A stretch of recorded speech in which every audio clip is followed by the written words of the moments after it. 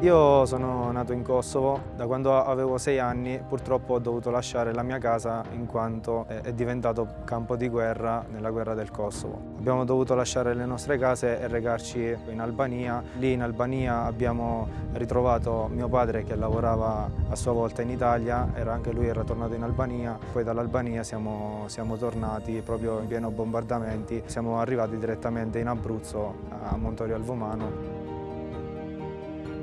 Qui ho ritrovato una nuova casa, mi sono diplomato come perito elettrotecnico fino ad arrivare a partecipare a un concorso per l'accesso a una grande azienda come Enel. Dal 2013 sono un dipendente Enel.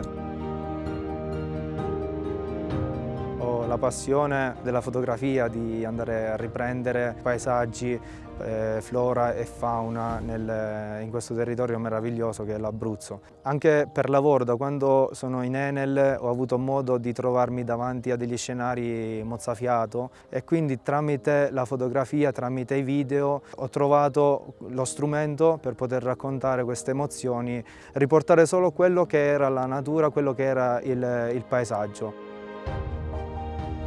Mio figlio tornò a casa con delle frasi da leggere sulla Giornata Mondiale della Terra e c'era la parola inquinamento e mio figlio mi chiedeva cosa fosse. Iniziamo a parlare appunto di rifiuti e lui mi disse: ma allora papà, sulla diga di Provvidenza dentro al lago c'è tanta plastica, come mai?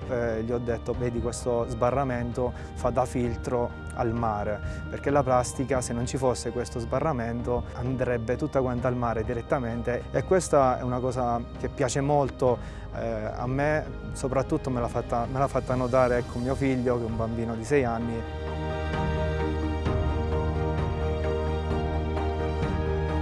Che Enel stia attenta alla salvaguardia della natura, quindi della biodiversità, dei territori dove è presente, è un lavoro che va in perfetta sintonia con quelle che sono le mie passioni e tante volte si sovrappongono.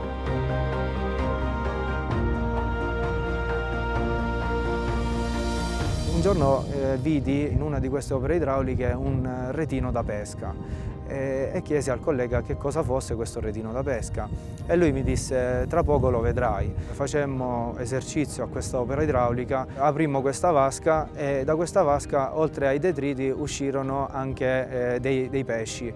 Questo collega vidi che con questo retino andò a prendere questi pesci per poterli rimettere in natura a Monte delle Griglie.